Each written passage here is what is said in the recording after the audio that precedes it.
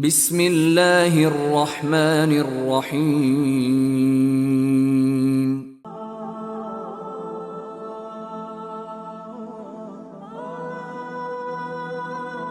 حضرت عائشہ رضی اللہ تعالی عنہا زوجہ پیغمبر صلی اللہ علیہ وآلہ وسلم سے روایت ہے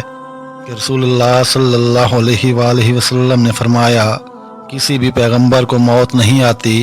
یہاں تک کہ اسے اختیار دے دیا جاتا ہے کہ آپ دنیا میں زندہ رہنا چاہتے ہیں یا رب کے پاس جانا چاہتے ہیں۔ سید عائشہ رضی اللہ تعالی عنہا کہتی ہیں کہ میں نے آپ صلی اللہ علیہ وآلہ وسلم کو آپ کی وفات کے قریب یہ فرماتے ہوئے سنا،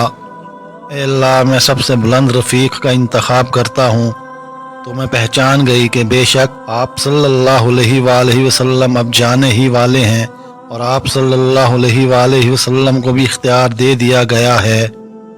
حضرت ابو ہریرہ رضی اللہ تعالی عنہ سے روایت ہے کہ رسول اللہ صلی اللہ علیہ وآلہ وسلم نے فرمایا، یقیناً ہر پیغمبر علیہ السلام کے لیے ایک خصوصی دعا مقرر تھی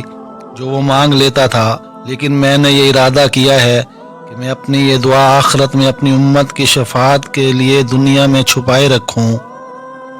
حضرت ابو ہریرہ رضی اللہ تعالی عنہ سے روایت ہے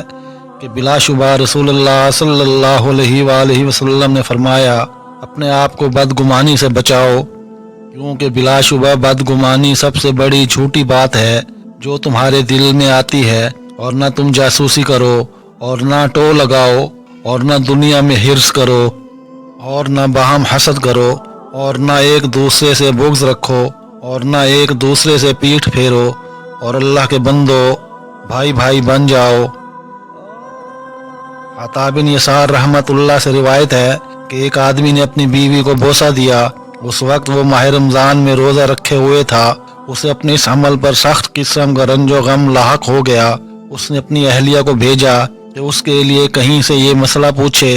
اس کی بیوی سیدہ ام سلمہ رضی اللہ عنہا زوجہ پیغمبر صلی اللہ علیہ وآلہ وسلم کی خدمت میں آئی اور ان کے سامنے یہ ماجرا ذکر کیا، تو حضرت ام سلمہ رضی اللہ تعالی عنہا نے اسے بتایا کہ بے شک رسول اللہ صلی اللہ علیہ وآلہ وسلم بھی حالت روزہ میں بوس و کنار فرما لیتے ہیں۔ وہ عورت اپنے خاوند کے پاس واپس آئی اور اسے یہ خبر سنائی، لیکن اس خبر نے اس کے رنج اور بے چینی میں اضافہ کر دیا۔ وہ کہنے لگا کہ ہم تو رسول اللہ صلی اللہ علیہ وآلہ وسلم کی طرح نہیں ہیں، اللہ تعالی اپنے رسول کے لیے جو چاہیں حلال فرما دیں، یہ انہی کا خاصہ ہے۔ اس کی بیوی پھر دوبارہ سیدہ ام سلمہ رضی اللہ تعالی عنہا کے پاس آئی تو اس نے ان کے پاس رسول اللہ صلی اللہ علیہ وآلہ وسلم کو پا لیا۔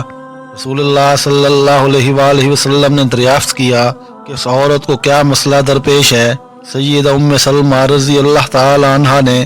آپ صلی اللہ علیہ وآلہ وسلم کو سارا معاملہ بتا دیا، تو رسول اللہ صلی اللہ علیہ وآلہ وسلم نے فرمایا، کیا تم نے اسے بتایا نہیں کہ میں بھی ایسا کر لیتا ہوں؟ انہوں نے کہا کہ میں نے اسے بتا دیا تھا۔ یہ جب اپنے خاوند کے پاس واپس گئی اور اسے خبر دی تو اس خبر نے اس کے رنج و الم میں مزید اضافہ کر دیا، اور وہ کہنے لگا کہ ہم تو رسول اللہ صلی اللہ علیہ وآلہ وسلم کی طرح نہیں ہیں، کیونکہ اللہ تعالی اپنے رسول کے لیے جو چاہتا ہے حلال فرما دیتا ہے، خواہ وہ کام امت کے لیے حرام ہی ہو۔ یہ سنا تو رسول اللہ صلی اللہ علیہ وآلہ وسلم غصے میں آ گئے